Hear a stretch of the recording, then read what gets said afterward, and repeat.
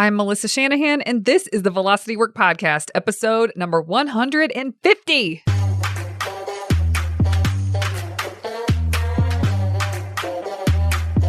This podcast is for attorneys who are running their own firms. We explore tactics, tools, and stories related to pushing past simply lawyering well and into building a successful firm.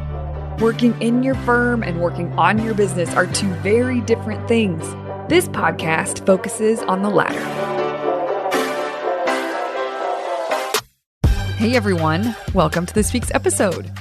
I am thrilled to be talking to you guys. I just got off of a long trip, went home to Indiana for a few days, took my son Lachlan with me for that trip. And then when we came home, I turned around and left for Austin for a mastermind meeting that I'm a part of. That was fantastic. And then from there, flew to New York City, where I met up with my new fractional COO. I will say more about that later. I'm going to have him on the podcast. He's been with us about 6 weeks, and he is part-time in New York City. He was there, so he had us up for a retreat. It was me and one additional team member plus him. His name is Luke.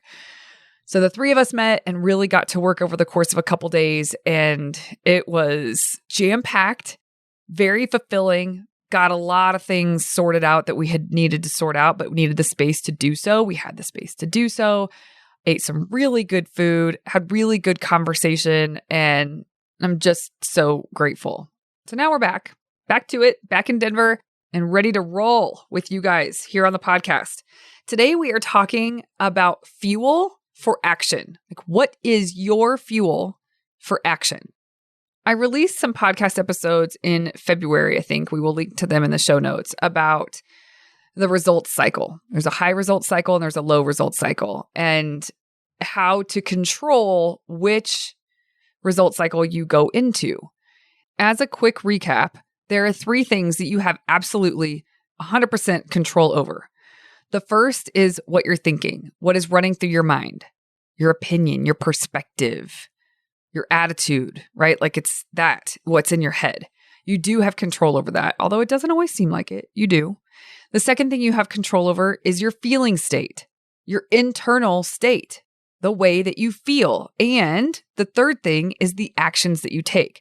Now, people typically try to take action from a place of brute force, willpower, go, go, go, go, go. Just like close your eyes and do what you're supposed to be doing. That's how they think about action that they should be taking. But when you really evaluate, when you have a look at the action that you take at any given moment, if I picked a moment in the day and pointed to you and said, this right here, what you're doing, scrolling social media, for example, or on the flip side, working on the business, like doing the focused work that's on the business, no matter what I might point to in your day, I would say, what's fueling this? The answer is a feeling. Now, in the results cycle, I talk about what you're thinking actually will create a feeling state. Something outside of you doesn't create your feeling state. You create your feeling state with what you're thinking, with your perspective, your attitude, how you're looking at something. But the feeling itself is the fuel for whatever action you take.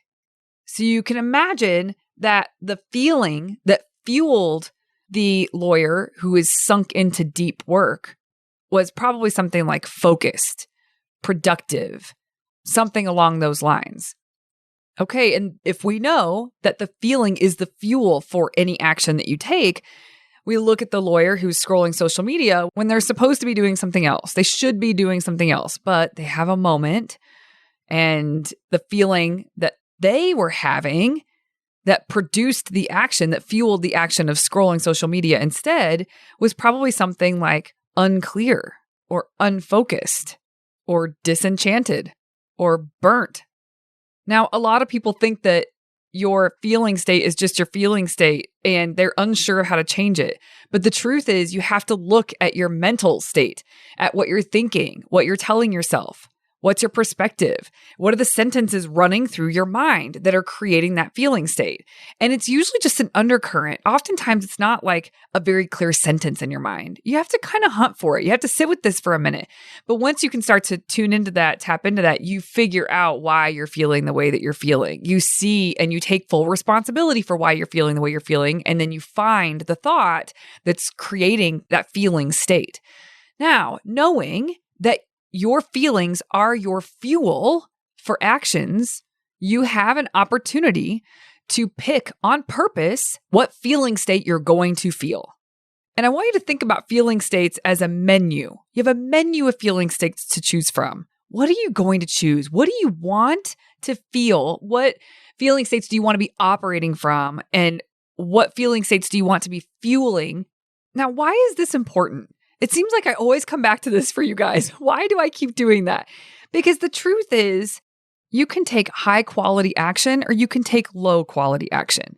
You can take action on purpose, fueled from a feeling state that you chose, or you could take default action that you didn't choose the feeling state that you were going to use as fuel for the actions. It's all just happening. And taking responsibility for that pathway that you have the opportunity to seize is very important. Ain't nobody got time to have low quality action the majority of the time. We're all human. We're going to have it sometimes, right? I teach this stuff and even I have moments of low quality action where I'm like, whoa, what am I doing? But the more you understand this and really, really try to practice what I'm talking about, that is how you move more and more and more of your time is given to high quality action versus low quality action because you have an awareness. You're awake to how you can actually take control. You're taking the reins where you can. So what fuel do you want to be running on in terms of your emotional life? What fuel do you want to be running on day to day? What internal state do you want to have specifically? These are questions that you want to answer. And you can answer these day to day. I usually have segments of the day where I recheck in with myself and I'm like, okay, what feeling state do I need to feel? Do I want to feel for this next phase of work, for this next kind of work that I'm entering into? And you can use a bunch of tools to get yourself there. I'm going to share with you a few key feeling states I rely on pretty consistently so that I am taking the right kind of action. One of them is desire. When you feel a sense of desire internally, it's strong. It is great. It's such a beautiful place to work from because there's a depth to it that really drives you forward. So when you think about what fuel do you want to be running on, I want to be running on the fuel of desire. So the question becomes, are you accessing your desires? Do you even know what you desire? Like ultimately, what's the bigger picture thing that's driving you in this work that you're in right now? Be connected to that desire and feel the desire for the bigger picture. And that's a really good fuel for great action. Another one is determination. Determination is strong for me, but it's not always just easy to slip into determination. I think I'm good at it now because I've practiced so much with the feeling of being determined.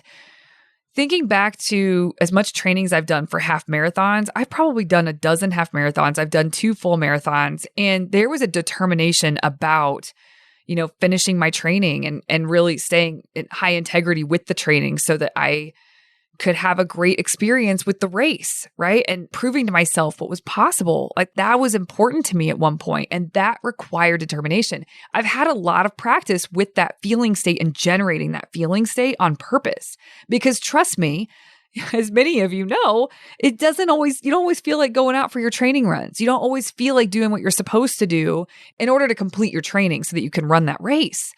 And yet I do it.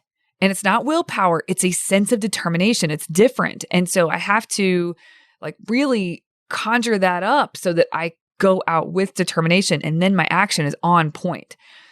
So determination is one. Courage is another one. This has probably been the biggest deal for me starting velocity work.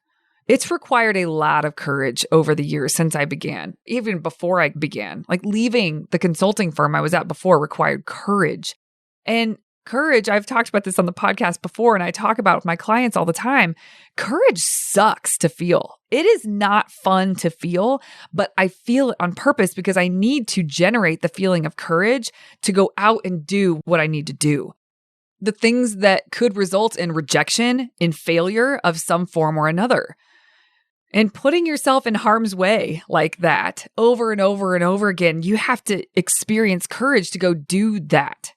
I say in harm's way, it's not really in harm's way, right? But emotionally, it is in harm's way, which is why people play small and they play safe and they keep it close in.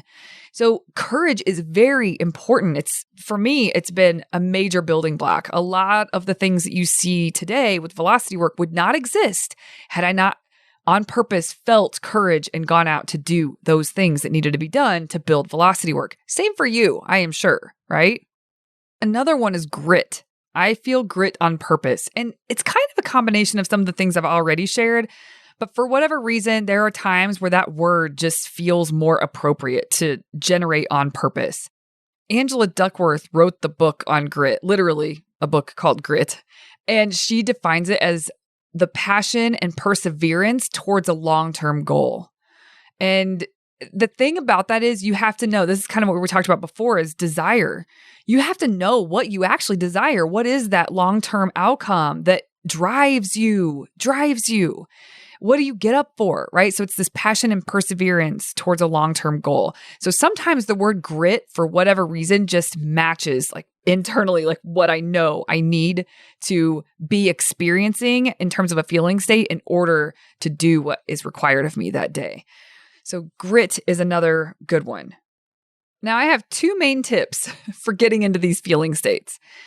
And one is a non-negotiable. The other, if you want a sustained experience of the feeling state. So that's what I'm talking about. I'm not talking about fleeting where for a second you can get a whiff of it and then it goes away. I'm talking about a sustained feeling state of your desired feeling state. There is one non-negotiable, and then there's one supplemental that is fun and helps me a lot.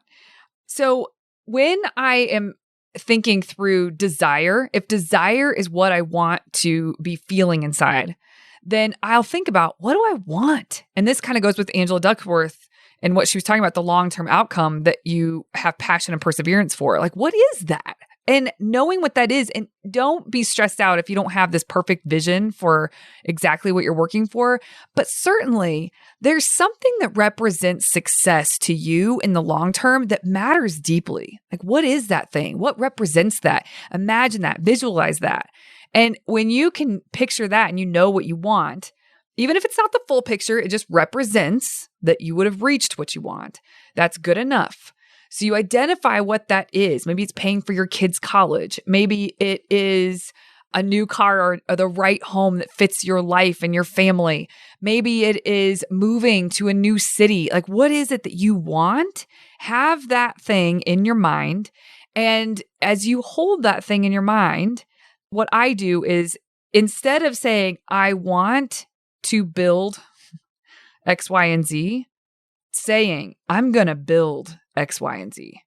And I just think that over and over to myself. One for me right now, I've been working on really hard, which I alluded to a little bit at the beginning, and I'm going to share more as time goes on, is my desire for building a dream team inside of Velocity Work.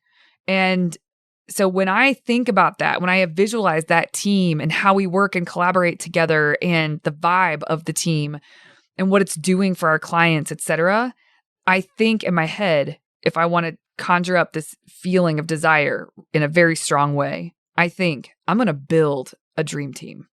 I am going to build a dream team. I am going to build a dream team. We are going to build a dream team. Like, my team is going to help me build a dream team. And I just get into that and I feel this desire for that dream team. And I feel the desire for like that outcome, that long-term outcome.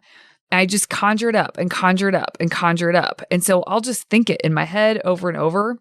Listen, you guys, I use my in-between moments for this. So if I'm driving to work, I know what's on my plate for that day. If what I want to feel, what I'm choosing to generate is desire based on what's on my plate that day, then this is something I would tell myself. I am going to build that dream team. we are building the dream team. Like I just keep saying it because we are. But if I don't plug into that reminder, if I don't plug into that truth, then I won't feel very much desire. I'll just go to work and do my things. But if I do plug into that truth, then it plugs me into the desire. And it's a whole new level of work that I bring. It's a whole new energy that I bring to the work when I get there that day and I show up for the things I'm supposed to be doing. So if desire is the thing, I name what I am desiring and in a way that's like, I'm doing it. I am building it. We are building it. That's the kind of thing. So that's desire. It connects me to that desire. I feel the desire because of what I'm reminding myself. Another feeling state that I often identify with that happens when I'm kind of in that mode of like connecting to the desire is a dedication, right? So it's like I'm dedicated. This kind of goes along with grit, but I'm just telling you, there's different flavors of how I want to feel. And so if I want to feel desire, if I have to connect to the desire, and then by connecting to it, I feel the sense of desire and dedication to the desire. And it's all just good. It puts me in a good place and I show up. I really show up for the work. Now with determination, it's a little bit different. Determination means essentially, I'm going to keep getting back. I am determined to do what I said I was going to do, no matter what. So one thought that serves me extremely well is I'm going to figure this out. I'm getting back up and I'm going to figure this out. Sometimes I don't need to say I'm going to get back up. I'm not down. But if I've like fallen or something didn't work how I thought it was going to work, all right, get back up, girl. I'm going to figure this out. Let's go. So those sentences help me experience internally the feeling of determination. And that's really important. There's another thought that I use often that helps in deep moments. Like I really need to conjure up some heat. Like I need to get amped. I need to do a good job. I need to be very on, very alert. Let's go kind of thing. And I do say, let's go to myself. Like I'll say that sometimes, but I'll remind myself, you were made for this. You were built for this. Let's go. That helps me. It centers me. It creates a calm confidence to walk in. Like I'm built for this. Let's go. And that puts me in a really good, strong feeling state to go in and deliver whatever I'm supposed to deliver, to display the behavior that's going to matter the most, to take the right kind of action. So this is the non-negotiable part of today's episode that I was going to talk about when it comes to fueling your action and on purpose, like conjuring up the right feeling state so that it is the right fuel for the action that you want to take. This is the non-negotiable. Otherwise, it's unintentional and it's on default. And that won't lead to the highest quality action.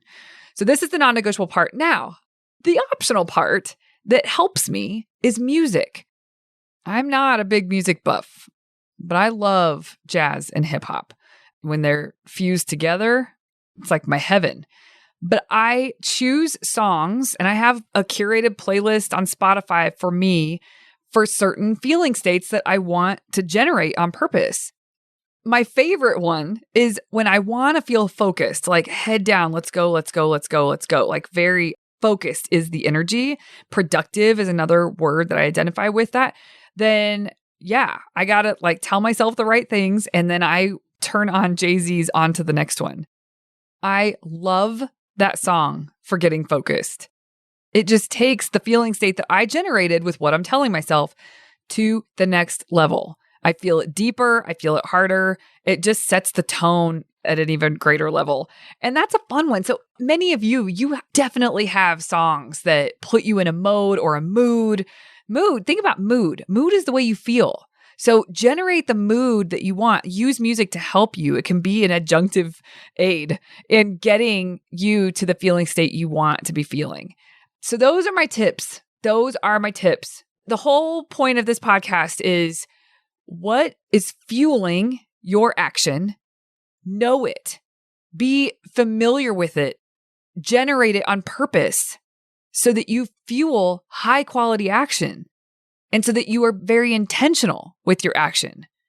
And so that you are not running on default. Because if you're listening to this podcast, you have built something. You owe it to yourself to be running on the fuel of your choice. And you owe it to your firm. You be a good steward of your firm and show up intentionally. All right, everybody, have a wonderful week. I'll see you here next Tuesday. Hey, you may not know this, but there's a free guide for a process that I teach called Monday Map, Friday Wrap. If you go to velocitywork.com, it's all yours. It's about how to plan your time and honor your plan so that week over week, more work that moves the needle is getting done in less time. Go to velocitywork.com to get your free copy.